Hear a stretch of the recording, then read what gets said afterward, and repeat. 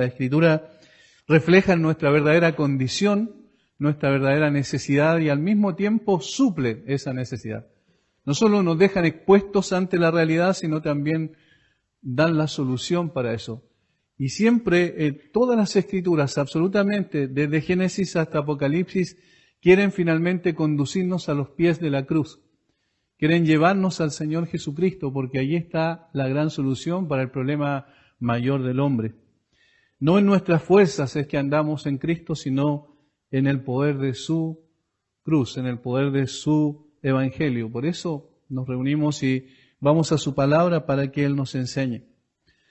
Estamos tratando expositivamente el libro de Primera de Corintios, la carta del apóstol Pablo a los Corintios, la primera de las cartas. Pablo envió al menos 3 cartas, se sabe, una de ellas no está registrada en el canon, 2 de ellas sí lo están. Y en este caso es la primera, y nosotros hemos visto cómo el apóstol Pablo trata diferentes situaciones en la primera carta a los Corintios, como problemas de división que eran evidentes, producto de que las personas se abanderaban con algún líder humano. Yo soy de Pablo, yo soy de Cefas, yo soy de Apolos, yo soy de Cristo. Y además tenían un interés sobredimensionado por la sabiduría, por un amor demasiado grande a la sabiduría, lo que era la filosofía, porque era una iglesia que estaba en un contexto griego, eran griegos estos hermanos.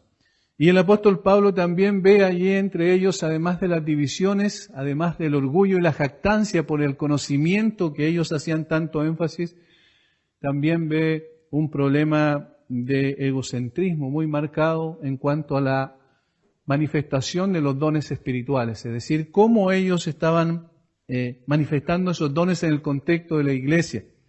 Y nosotros eso es lo que entramos a ver del capítulo 12 en adelante, versículos 1 en adelante, pero ahora en medio de esa discusión el apóstol Pablo dice que hay un camino más excelente, algo más en el cual se debe colocar el énfasis, la mirada, el corazón, la perspectiva debe estar puesta en un camino más excelente, dice en el último versículo del capítulo 12, procurad pues los dones mejores, más yo os muestro un camino aún más excelente, y este es el camino del amor.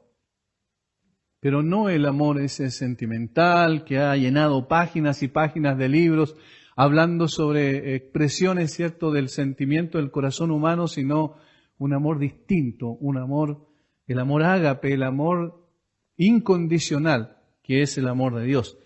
Y entonces Pablo comienza a decir en los primeros versículos del capítulo 13, que del 1 al 3, que en realidad no sacamos nada con tener los dones más extraordinarios que tanto le gustaba buscar a los corintios, especialmente aquellos que eran de connotación pública, que se veía que eran dones espirituales, que hacían aparecer a las personas como importantes, si no tenemos amor, dice. Y si tuviésemos inclusive la disposición de vender todo o regalar todos nuestros bienes y quedar sin nada y repartirlo a los pobres, dice Pablo, pero no tengo amor, de nada me sirve. Y aún si diese mi vida como un mártir y no tengo amor, tampoco, cierto, me sirve de nada. Soy como metal que resuena o címbalo que retiñe, algo hueco, vacío, sin consistencia. El amor es el que le da consistencia, contenido, esencia a todas nuestras expresiones de los dones espirituales en el contexto de la iglesia y a todo lo que es nuestra vida cotidiana.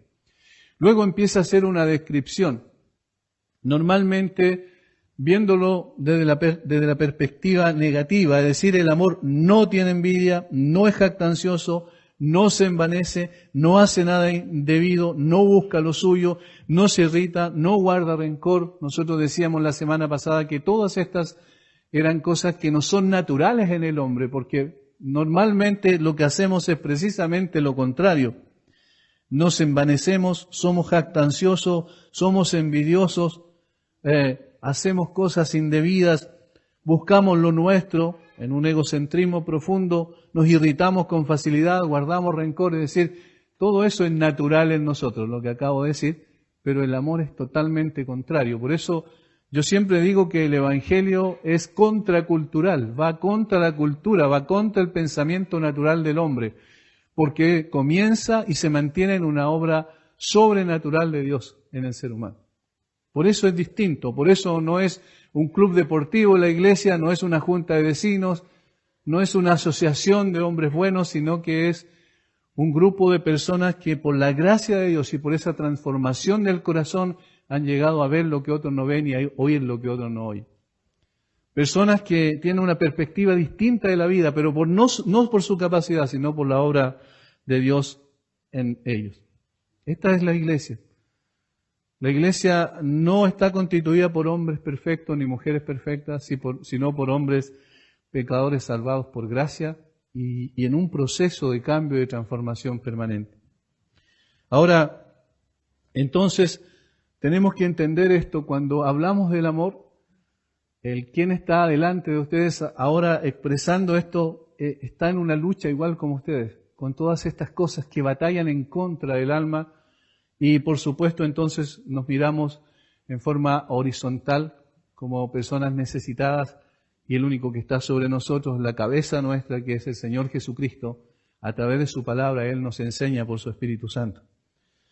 Por tanto, cuando comencemos el examen del versículo 6, porque hasta el versículo 5 hemos llegado, y 7 vamos a notar como otra vez necesitamos volver una y otra vez a la cruz, porque necesitamos siempre el perdón de Dios y el perdón de Dios se encuentra en su obra perfecta. Vamos a leer entonces todo el capítulo 13, son 13 versículos nada más para contextualizar lo que vamos a exponer. Si yo hablase lenguas humanas y angélicas y no tengo amor, vengo a ser como metal que resuena o címbalo que retiñe. Y si tuviese profecía y entendiese todos los misterios y toda ciencia, y si tuviese toda la fe de tal manera que trasladase los montes y no tengo amor, nada soy.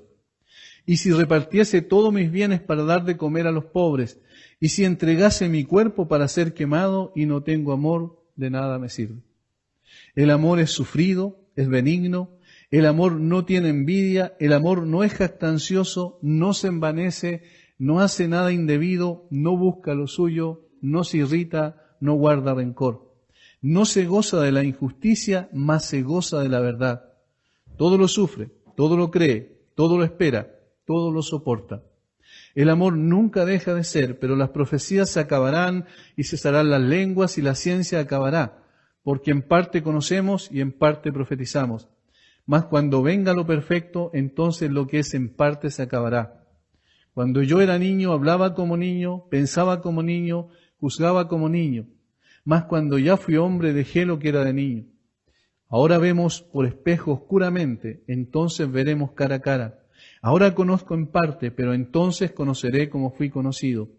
Y ahora permanecen la fe, la esperanza y el amor, estos tres, pero el mayor de ellos es el amor. Vamos entonces a ir al versículo 6, que otra vez nos sigue dando algunas cualidades del amor, pero ahora en un contraste. El apóstol Pablo utiliza una especie de paralelismo antitético. ¿Qué es lo que es esto? Es propio de la poesía hebrea. El libro de Proverbios, por ejemplo, es un libro que está escrito en paralelismo antitético, es decir, contrastado. Dice, el sabio tiene esto, pero el necio, o más el necio, esto otro. Es decir, hace un contraste entre dos expresiones o dos conceptos, en este caso, para poder hacer entender que estos son totalmente contrarios el uno al otro. Y dice Pablo que el amor no se goza de la injusticia, más se goza de la verdad. Ahí está el paralelismo antitético. No se goza de la injusticia, más se goza de la verdad. Hay una comparación que nos quiere llevar a entender una de las características de este amor genuino, el amor verdadero, el amor que es más excelente, el amor que Dios ha puesto en el corazón de cada creyente. Ahora necesitamos, por supuesto, ver qué significan los términos, qué implica injusticia. Porque probablemente si nosotros hacemos una encuesta y hacemos esta pregunta, van a haber diferentes respuestas respecto a esta pregunta. ¿Qué es lo que es la injusticia? Cada uno va a tener su perspectiva de esto, porque vivimos en un mundo relativista En un mundo, ¿cierto?, que dice, tú tienes una verdad, yo tengo otra, vive con tu verdad, yo vivo con la mía, no hay problema, aunque sean contradictorias entre sí. Sin embargo, el concepto bíblico es uno solo. Dios no habla en términos relativos, sino en términos absolutos. ¿Qué es la injusticia? Yo quiero que vayamos, por favor, a Romanos capítulo 1, porque la misma Biblia está expresando el concepto de una forma muy clara aquí en el capítulo 1, versículo 18. Capítulo 1, versículo 18. Precisamente en el libro donde el apóstol Pablo va a hablar de la justificación por la fe, o sea, va a exaltar la justicia de Dios en Cristo imputada al creyente. Y en el versículo 18 hace este largo paréntesis hasta el capítulo 3, versículo 20, donde va a expresar la condición real del hombre. Y comienza de esta manera. Dice, porque la ira de Dios se revela desde el cielo contra toda impiedad e injusticia de los hombres que detienen con injusticia la verdad. Ahí están los dos conceptos. Que detienen con injusticia la verdad. ¿Ven que la injusticia es opuesto a la verdad? No pueden ir ambos juntos, son contradictorios el uno con el otro, es decir, se contraponen. ¿Y qué es lo que dice? Que es una de las razones por las cuales la ira de Dios se revela en términos de presente. No está hablando de la ira de Dios en el juicio eterno, sino está hablando de la ira de Dios en el presente. La ira de Dios se revela. Se está revelando, significa. ¿Contra qué? Contra toda impiedad. Eso es una ofensa directa en contra de Dios. E injusticia de los hombres que detienen con injusticia la verdad. ¿Qué es necesario clarificar? Que para poder saber qué es lo que es la injusticia necesitamos conocer qué es la justicia, es decir, su contraparte. Pero para poder entender qué es lo que es la justicia necesitamos conocer a Dios. ¿Por qué? Porque el mismo Dios ha revelado en su palabra que no hay justo ni aún uno. Por tanto, si buscamos la justicia en los hombres, no la vamos a encontrar. Si buscamos la justicia en el carácter de los hombres, no lo vamos a encontrar, porque es lo contrario lo que está presente. Entonces debemos buscarla en el original, es decir, en la persona que es la justicia misma, que es la encarnación de la justicia. Y por eso yo decía al empezar esta parte de cómo el apóstol Pablo va pintando un cuadro aquí del amor, en realidad al que tiene como modelo es al Señor Jesucristo. El Señor Jesucristo es el modelo. El Señor Jesucristo tiene todas estas características que revela Pablo que tiene el amor verdadero. Es como si lo tuviera allí como modelo y estuviera mirándolo a cada rato y comienza a dar pinceladas para poder mostrar el carácter de Cristo. Y en este sentido es lo que dice la Biblia. Cuando el apóstol Pedro, en Hechos, capítulo 3, después de haber sanado al cojo de nacimiento que estaba ahí junto a la puerta del templo, el apóstol Pedro dice así en su segundo discurso, en su segunda predicación del Evangelio, acusando a los judíos que habían allí, confrontándolos con su realidad, capítulo 3, de hecho, versículo 14, mas vosotros negasteis, miren, al santo y al justo. Mas vosotros negasteis al santo y al justo. El único que tiene justicia inherente, perfecta en sí mismo, es Dios. El único al cual podemos mirar para saber qué es lo que es la justicia es mirar el carácter de Dios. Entonces, lo primero que tenemos que ver y entender que no podemos comprender el amor porque primeramente tenemos que comprender al Dios del amor, es decir, a la persona que expresa en todas sus características este atributo que en perfección le corresponde y le pertenece solamente a Él. Entonces miramos al Señor Jesucristo y vemos al justo. Por eso tenemos que tener cuidado cuando nosotros hacemos evangelismo, hablamos a alguien de Cristo, necesitamos decir de quién estamos hablando. Necesitamos revisar las Escrituras, conocer más profundamente la Biblia para decir, este es Cristo, este es el carácter de Él, estos son sus atributos inherentes. ¿Quieres saber por qué la sociedad podemos nosotros hacer una calificación o un juicio sobre la injusticia de la sociedad? Bueno, porque conocemos al justo. ¿Quieres saber por qué nuestros actos son injustos? Porque nos presentamos delante del justo. Y como en un contraste vemos nuestra real condición. ¿Por qué la gente, a pesar de seguir a Cristo, al ver los milagros que hacía y todo esto, posteriormente cuando Él se volvía a ellos y les decía, bueno, estos son los requisitos para seguirme, se volvían la mayoría atrás? ¿Por qué la gente no querían buscar al Señor? Porque se exponían a la luz de la justicia perfecta del carácter de Cristo y quedaban en evidencia entonces ellos en su condición real. Entonces, lo primero que tenemos que ver es ver que la justicia, o vamos a colocarlo en el plano contrario, la injusticia es todo aquello que no está de acuerdo al carácter de Dios. Esa es la injusticia. Si podemos definirla de alguna manera. La injusticia es todo aquello que no está de acuerdo al carácter de Dios. En el Antiguo Testamento, 50 días después de que Israel salió de Egipto, llegaron a la cordillera del Sinaí, al monte Horeb, y allí el Señor le dio las tablas, ¿cierto?, a Moisés cuando estuvo 40 días y 40 noches en primera instancia, después bajó y vio como el pueblo se había desenfrenado, luego volvió a subir 40 días y 40 noches nuevamente y Dios le dio las tablas definitivas de la ley. ¿Qué es lo que era la ley? La expresión de la justicia de Dios. Esto soy yo, esto es lo que yo exijo. Y ante eso, el hombre queda expuesto, realmente en su real condición. Y como Dios no rebaja sus normas, Dios sigue pidiendo exactamente lo mismo, entonces esa es la razón por la cual el Evangelio revela la justicia de Dios en la persona de su Hijo, el Señor Jesucristo. La razón por la cual Jesús vino a esta tierra fue precisamente porque el hombre en su injusticia era capaz de cumplir con la justicia perfecta de Dios. La ley entonces revela el corazón del hombre, pero al mismo tiempo lo conduce como un ayo, dice, como una nodriza, en otras palabras, a los pies del Señor Jesucristo. El amor entonces, en otras palabras, no encuentra satisfacción en la injusticia, ni personal, ni de otros.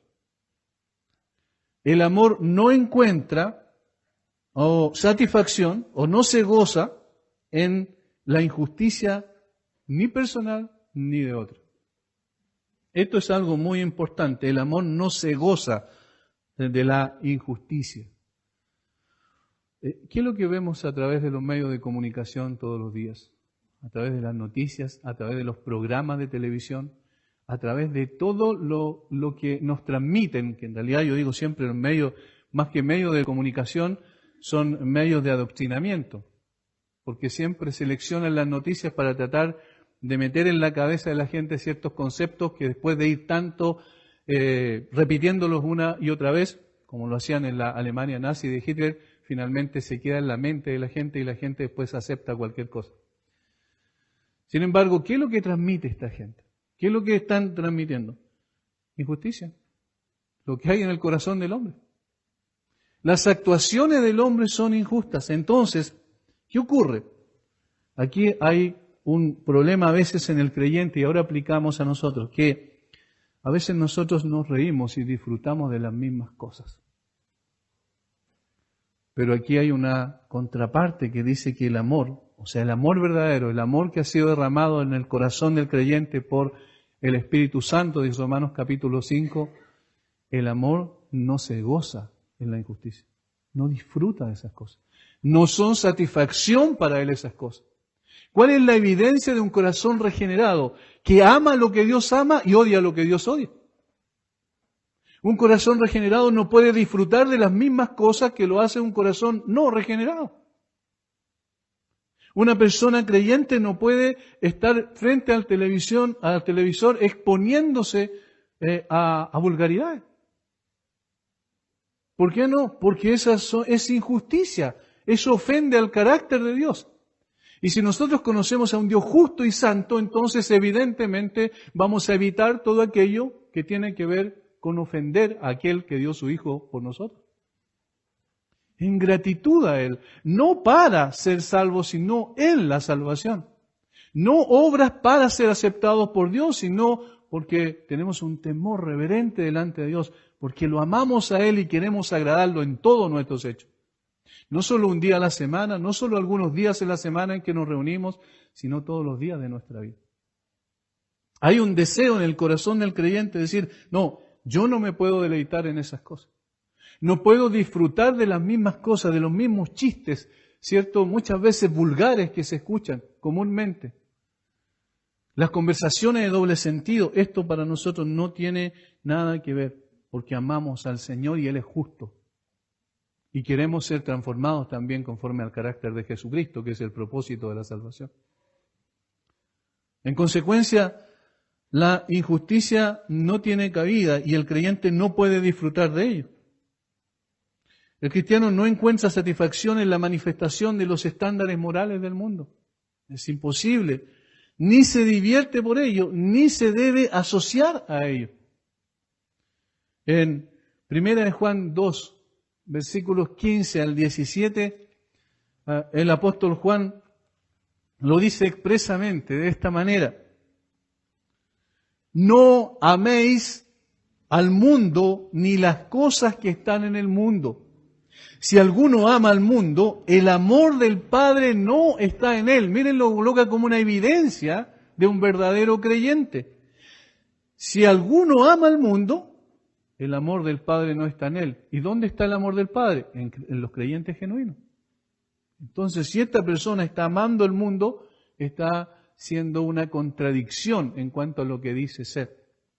Porque, y esta es la explicación, esta es la razón, porque todo lo que hay en el mundo, los deseos de la carne, los deseos de los ojos y la vanagloria de la vida no proviene del Padre, sino del mundo.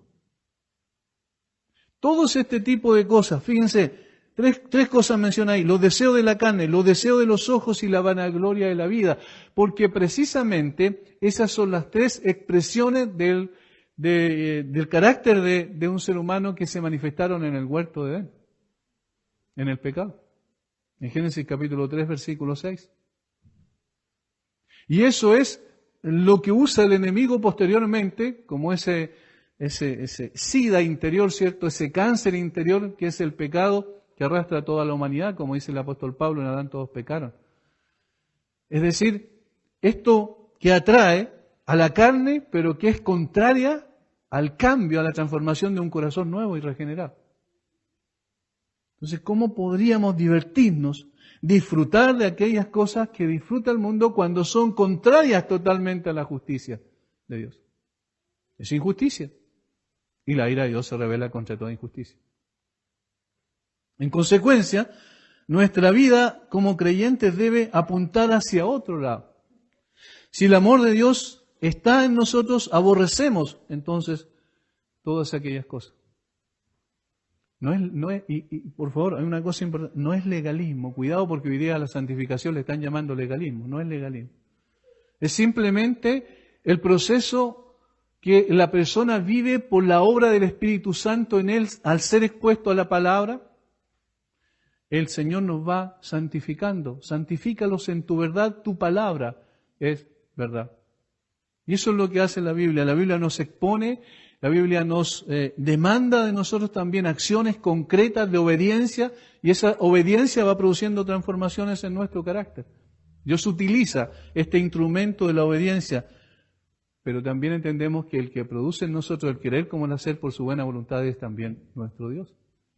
De tal manera que cada cambio y transformación que se dé en nosotros, al no asociarnos con las cosas del mundo, al entender que hay una situación que va en contra del carácter de Dios, y todo lo que ofende a Dios me ofende a mí, porque Él y yo estamos en una comunión, en una relación permanente. El creyente, en el contexto de la iglesia ahora, no puede encontrar tampoco satisfacción en el pecado de otro creyente, ni en el pecado propio. No puede encontrar satisfacción en su propio pecado. Sería imposible eso. ¿Cómo podría un creyente disfrutar del pecado cuando en realidad eso está yendo en contra de Dios? Una persona así lo que hace es simplemente evaluar su vida en relación con las Escrituras y luego, ¿a dónde lo lleva esto? Esta convicción de pecado que produce el Espíritu Santo en uno. Es decir, tú eres injusto y estás actuando injustamente. ¿A dónde me lleva finalmente? A los pies de Cristo, a la cruz de Cristo en arrepentimiento. Y esa es una característica también del creyente verdadero. No solo se arrepintió una vez, sino se sigue arrepintiendo en forma permanente. Todos los días de su vida, al ser expuesto a las Escrituras. Y tampoco encuentra satisfacción en el pecado de otro. Cuando Dios es deshonrado, también Él es afectado. El primer parámetro de comparación es Dios y su carácter, como hemos visto, y el hombre, y el hecho, de que cada creyente debe buscar vivir según el estándar de Dios y no el estándar de la sociedad en la cual vivimos. Y yo digo siempre esto, y el pecado que más debemos odiar es nuestro propio pecado. Que el amor no se goza de la injusticia implica en primer lugar entonces tener un concepto correcto de Dios. Dios es justo y toda injusticia es una afrenta a su carácter. Por tanto, es imposible que un verdadero creyente que ama a Dios por sobre todas las cosas pueda deleitarse en la injusticia. En segundo lugar, tener un concepto también significa tener un concepto correcto del pecado. Y esta es otra cosa muy importante. Muchas veces en la iglesia a veces se dan por hecho ciertas cosas. Se habla del pecado, se habla de la misericordia, se habla de la justicia, la injusticia, como si se dieran por presupuesto, es decir, por hecho. Sin embargo, muchas veces no se entienden. Y una de las cosas quizás más, en lo cual más debiésemos enfatizar también, Francis Schaeffer decía que si tenía 10 minutos para conversar con alguien, le hablaba 8 minutos, dedicaba para poder hablar sobre su condición real delante de Dios y por qué la ira de Dios está sobre él, y luego 2 minutos para decir cuál es la solución. Y una de las cosas que se ha perdido en el contexto de la iglesia, en las exposiciones de la palabra de Dios, es precisamente hablar sobre el pecado. Porque la psicología humanista ha metido en la mente de la gente, también de los creyentes en la iglesia, muchas veces el hecho de que no hay que hablar a la gente de pecado, porque la gente ya está abrumada con tantas cosas que no hay que hablarle de eso porque eso le produce culpa. ¿Qué es el pecado realmente? Lo vemos como una falla a veces, lo vemos como un desliz simplemente, como algo, como un pequeño error, ¿cierto? Pero delante de Dios no es así. El creyente sabe que el pecado es algo malo en gran manera. ¿Cómo podemos saber que es así? Mira la cruz. Ahí está el pecado. Clavando a un hombre injusto. Condenando a un hombre injusto, tratando como criminal al único justo que ha pisado la tierra. Así de malo es el pecado. Para saber realmente la profundidad del pecado tenemos que mirar hacia nuestro propio corazón. Ahí está. Una y otra vez. Una y otra vez es como un monstruo de 1000 cabezas que aparece por todos lados y que nos cuesta tanto controlarlo. Los mismos creyentes, aún contando con la presencia permanente del Espíritu Santo en nosotros, sin embargo, nos cuesta tanto poder batallar, luchar y ganar esta batalla contra el pecado. Miren lo que el Señor Jesucristo dice en el Sermón del Monte. Dice, ¿oíste que fue dicho? No matarás. Y si alguno cayera cierto en esto, será culpable de juicio. Pero yo digo que si te enojaste con tu hermano, ya lo asesinaste en tu corazón. Qué terrible. ¿Ven la profundidad del pecado? Nosotros siempre, como quizás los fariseos, vemos el pecado como hechos externos, pero Dios lo ve como algo interno. La motivación del corazón, la intención del corazón, que está en contra del carácter de Dios, también es pecado. Y en consecuencia, lo que está expresando aquí el apóstol Pablo, que obviamente para conocer qué es lo que es la injusticia debemos conocer al justo, pero también debemos reconocer que nosotros, aún siendo creyentes, dentro de nosotros todavía hay una lucha con esa injusticia natural del corazón humano. Y entonces miramos hacia adentro y decimos, la situación es compleja. Cuando el Señor Jesucristo colocó otro ejemplo y dice, oíste que fue dicho, no adulterarás. Pero yo digo que si miraste a una mujer, la codiciaste en tu corazón, ya adulteraste con ella. Nosotros vemos el acto como lo malo, pero el Señor ve la intención como algo malo. Otra vez. Ahí se ve nuevamente la profundidad del pecado. Y entonces, cuando yo llamo bueno a algo que es malo, según las Escrituras y según el carácter de Dios, yo estoy yendo en contra de Dios. Me estoy rebelando en contra de Él. Hay de aquellos que a lo malo dicen bueno y a lo bueno malo, ¿cierto? Que hacen lo amargo por dulce y lo dulce por amargo, la luz por tiniebla y las tinieblas por luz. Es decir, yo no puedo justificar ese tipo de cosas porque sé que incluso dentro de mí eso está presente. Cuando alguien llama bueno lo que es malo delante de Dios es porque su conciencia se ha acostumbrado tanto al pecado que ya no se inquieta. Y su visión de éste ha sido moldeado por la cultura antes que por la Escritura. Y esto pasa muy, muy fácilmente. Lo podemos apreciar. Cuando los creyentes están cambiando sus conceptos de lo que es bueno y lo que es malo. Yo en una ocasión publiqué algo sobre la ideología de género y dije que era nefasta desde el punto de vista filosófico, desde el punto de vista axiológico o de moral, desde el punto de vista teológico, y también antropológico, es decir, el concepto del hombre, que era nefasta, y alguien colocó, pero alguien me dijo, pero eso es lo que usted piensa. Ahora, defendiendo, supuestamente, una ideología que claramente es contraria a Dios y a sus principios. Yo no sé cómo un creyente puede defender estas cosas. ¿Se dan cuenta cómo el sistema también en el cual vivimos ha ido bombardeando la mente de estas personas hasta finalmente distorsionar, adormecer su conciencia? Por eso el pecado es tan peligroso. Por eso es tan complejo. Por eso no podemos nosotros acomodarnos y decir, no hay problema. Yo soy un creyente, ya voy al cielo y lo único que espero, ¿cierto?, es que estar en la presencia del Señor. Y obviamente todos tenemos ese anhelo, ese vivo deseo. Sin embargo, nosotros tenemos que entender que vivimos hoy en este tiempo, en este lugar, y el Señor nos ha dado el privilegio de vivir en esta generación para poder honrar su nombre, para reflejar su gloria entre un mundo de corrupción. Para eso necesitamos ser conscientes de la realidad del pecado y de la lucha que tenemos que dar a él. Por eso los puritanos, estos grandes hombres de Dios que el Señor levantó en Inglaterra durante algunos siglos, estos hombres tenían un concepto claro del pecado. Y escribieron libros relacionados con esto.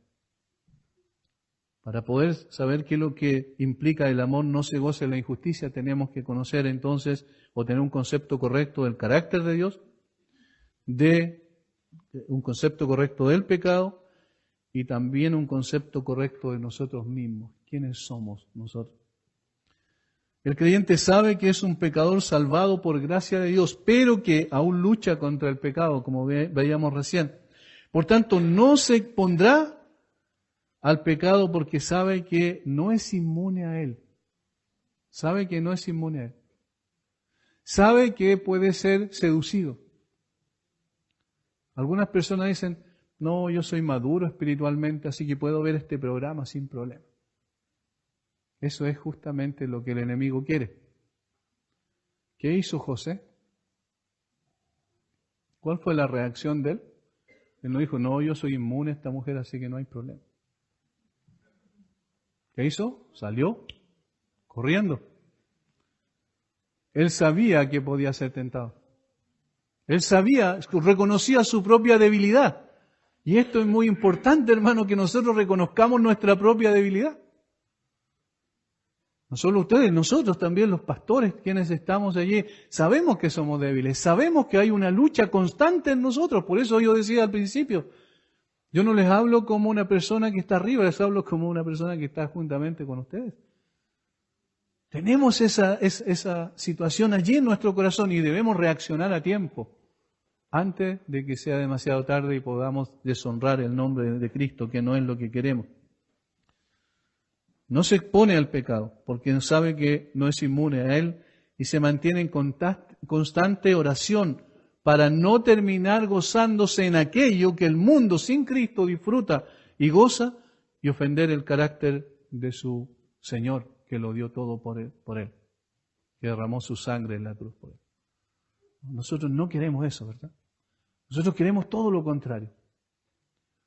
El creyente piensa distinto porque tiene la mente de Cristo. El creyente siente distinto porque el amor de Dios ha sido derramado en su corazón. El creyente actúa distinto porque lo que desea es hacer la voluntad de su Señor. Por eso, para poder entender lo que significa que el amor no se goza en la injusticia, es necesario tener un concepto correcto de Dios, del carácter de Dios, del pecado y de sí mismo. En conclusión, amar a Dios es buscar su honor y gloria en todo lo que hacemos. Por tanto, cualquier actitud o acción que esté reñida con este principio debe ser desechada. No juzgamos con el pecado porque el hecho que otro lo hace o lo aceptan como algo bueno sin mayor importancia no lo hace bueno. Por ejemplo, si llega a probarse en Chile, que prácticamente es un hecho y con mucha tristeza lo digo, de verdad, con un dolor grande en el corazón porque va a significar la muerte de miles de niños inocentes.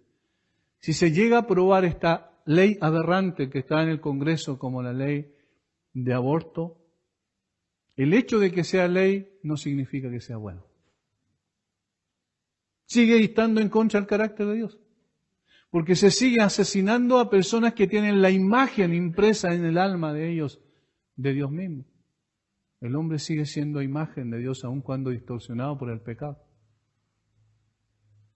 Por eso, el hecho de que alguien acepte, o la mayoría acepte algo como bueno, no lo hace bueno. No lo hace bueno. Si está en contra del carácter de Dios es algo malo. Ni menos aceptable. Sigue siendo reprobable y digno de juicio. Amar entonces a otra persona y al creyente, ¿cierto? La relación entre hermanos como creyentes y la relación con otras personas que no son creyentes, amar a esas personas significa no hacer vista gorda también a su pecado. Sin no pasar por alto, como que aquí no ha pasado nada.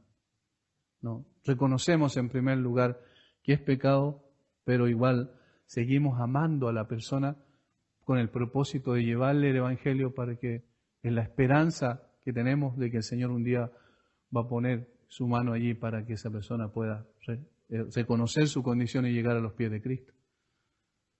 Le amamos a Él, pero no amamos su pecado. Implica entonces también confrontarlo con Él, es decir, con el pecado y procurar su arrepentimiento. 1 Corintios 5:11, esto en el contexto de un caso específico que se daba en la iglesia de Corinto y que lamentablemente esto es lo que estaba pasando en la iglesia. Por eso es que Pablo apunta a esto en toda la carta. Estaban pasando por alto las cosas más aberrantes que podían ocurrir. Y aquí había un caso donde un hijo tenía la mujer de su padre, su madrastra. La tenía también como mujer. Y Pablo dice esto, ni siquiera entre los gentiles se puede ver. Y ahora él da una instrucción fuerte al respecto en el capítulo 5, versículo 11. Más bien os escribí que no os juntéis con ninguno que llamándose hermano fuere fornicario o avaro o idólatra o maldiciente o borracho o ladrón, con él tal ni aún comáis. Fuerte. Que llamándose hermano. No se refiere a la gente común y corriente, no se refiere a la gente del mundo. Antes lo explica eso. Versículo 9 y 10. Os he escrito por carta que no os juntéis con los fornicarios, no absolutamente con los fornicarios de este mundo, o con los avaros, o con los ladrones, o con los idólatras, pues en tal caso sería necesario salir del mundo. No estoy hablando de eso, dice Pablo. Estoy hablando que aquel que llamándose hermano practique el pecado como algo normal y natural. No, eso no. Allí hay una clara advertencia del apóstol Pablo. Por tanto, nosotros entendemos que el amor no se goza de la injusticia, implica que no se goza de la maldad. No se goza de todo aquello que está en contra del carácter de Dios. No se goza del pecado ni propio ni el pecado de otros. Al contrario. Y aquí está la contraparte. Mas se goza de la verdad. Ahí está su placer. Él disfruta de la verdad.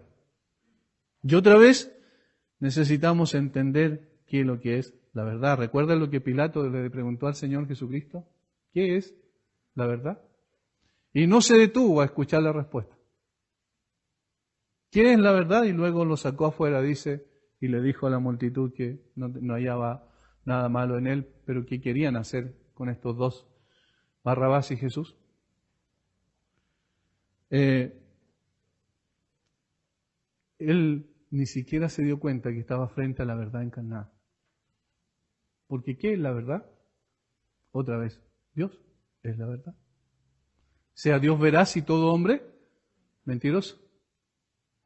¿Qué es la verdad? Es el carácter del Señor Jesucristo. Nuevamente vemos el cuadro de Cristo pintado allí. El amor disfruta, se goza, siente placer en la verdad. Porque hay una relación con Él y la verdad. La verdad y la justicia van de la mano, del mismo modo que la maldad y la injusticia van de la mano. Usando esta especie de paralelismo, como dije anteriormente, Pablo contrasta la injusticia con la verdad. Alguien que ama no puede disfrutar de la injusticia, por el contrario, solo encuentra deleite en la verdad. No solo se refiere, y esencialmente no se está refiriendo a la verdad objetiva, es decir, la que tiene relación con la realidad, sino tiene que ver con la verdad del carácter de Dios y de la revelación de Dios, su palabra. Jesús dijo, yo soy el camino y la verdad y la vida. Él es la verdad. Conoceréis la verdad y la verdad os hará libres. Si el Hijo os libertare, seréis verdaderamente libres. Jesucristo era la verdad encarnada. La expresión máxima de la verdad es Jesucristo. La ley por medio de Moisés fue dada, pero la gracia y la verdad vinieron por medio de Jesucristo. Entonces, y otra vez es necesario aclarar esto, cuando se habla de la verdad en términos generales de la sociedad, sin recurrir a la Biblia, distorsionamos nuestro concepto. Totalmente. Necesitamos conocer otra vez a Jesús más profundamente y ver cómo se expresa la verdad en términos reales. Tenemos 4 evangelios para ver cómo se expresa la verdad en términos reales. ¿Cómo actuaba el Señor Jesucristo? Una cosa importante, en algún momento vemos a Jesús decir, bueno, yo amo a esta persona, así que como la amo voy a pasar por alto la verdad. ¿Hay alguna parte que podamos ver eso? Pero a veces pensamos así nosotros. Pensamos que amar significa contemporizar con la verdad, es decir, dejarla de un lado, decir, no, ¿saben qué? No queremos esto, yo amo y por eso cierro mi vista a la realidad. No, la verdad y el amor van de la mano.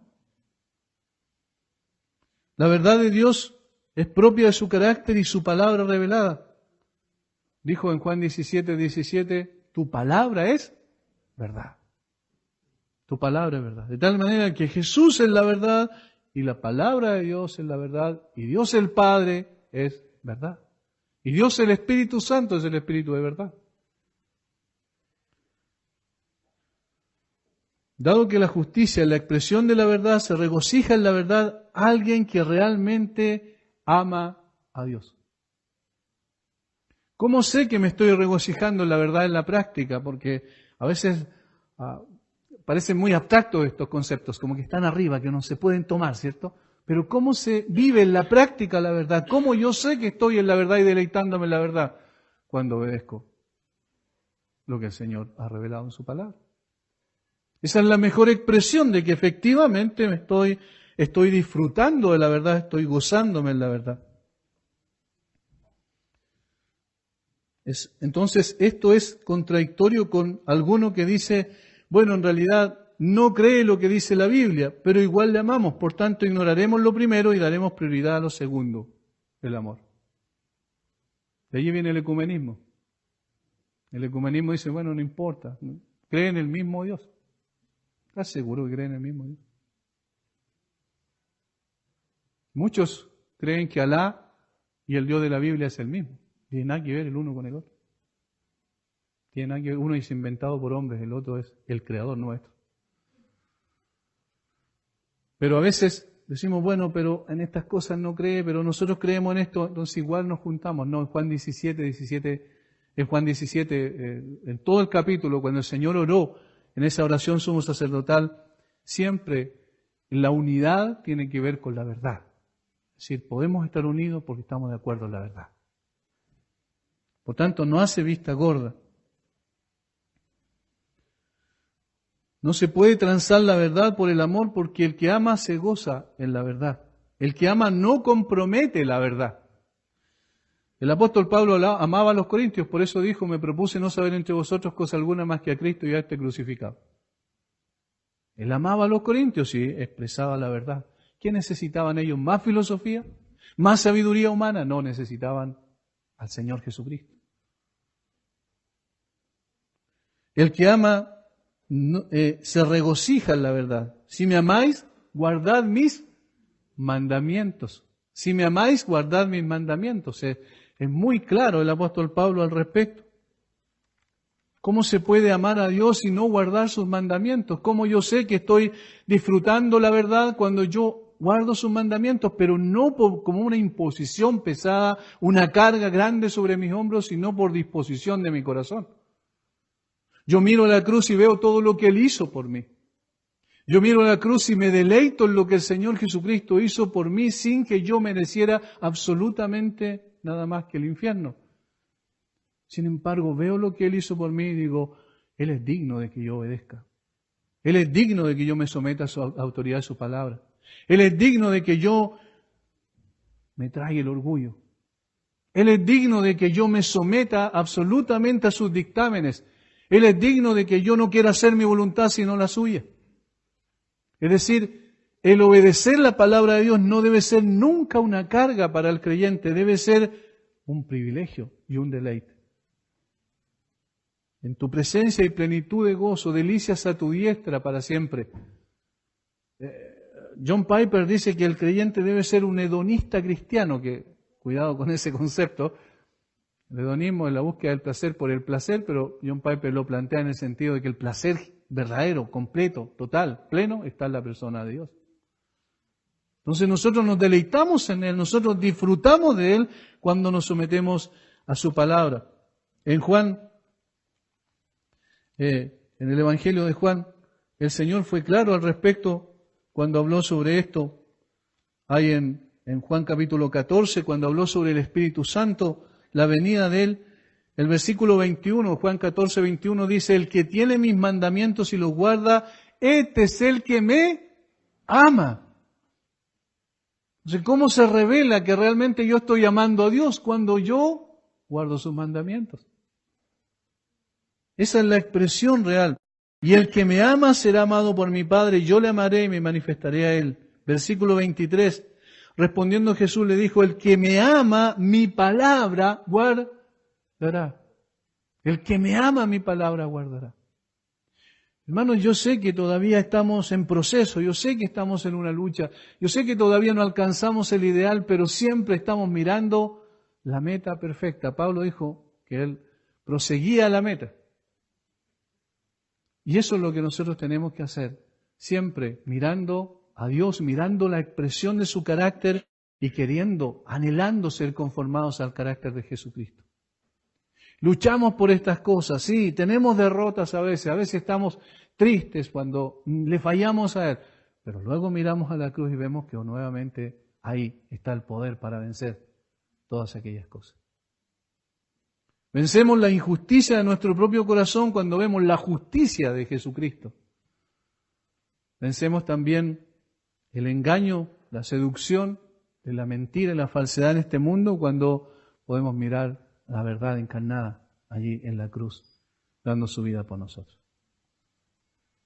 Por tanto, la persona que realmente ha puesto su fe en el Señor Jesucristo, aquel que genuinamente ha llegado en arrepentimiento y fe a sus pies, No es una persona que disfruta de las cosas que disfruta todo el resto del mundo.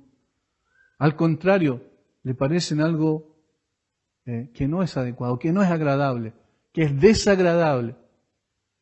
No sé si les pasa lo mismo, pero cuando están viendo las noticias y en algún momento en las noticias aparecen entrevistando a alguien y esa persona habla con garabato y en Chile no le colocan ningún pitito, en Estados Unidos todavía lo hacen. ¿Y no le suena algo desagradable? Cuando normalmente, no sé si los hombres nomás somos así, pero tenemos el control en la mano, ¿cierto? ¿Y qué es lo que hacemos? Lo cambiamos. Porque es algo desagradable. No solo para uno, del punto de vista de que no nos gusta ese lenguaje, sino porque eso va en contra de Dios. Esa es la evaluación que tenemos que hacer. O cuando en una publicidad que tiene que ver con los zapatos muestran a una mujer semidesnuda, yo no sé cuál es el sentido de eso en realidad. Tiene que ver con zapatos y muestran a una mujer en la publicidad y en medio de las noticias a veces, ¿se han dado cuenta de eso? ¿Qué hacemos nosotros? ¿Cómo reaccionamos? ¿Ven que esto es práctico? Obviamente no tenemos que esconder nuestra mirada ante aquellas cosas que sabemos que provocan que van en contra del carácter santo de nuestro Dios. No nos gozamos en eso porque es injusticia. No nos gozamos también en la injusticia cuando los poderosos aplastan a los débiles. No nos gozamos en esa injusticia. Menos aún nos gozamos cuando nosotros somos injustos.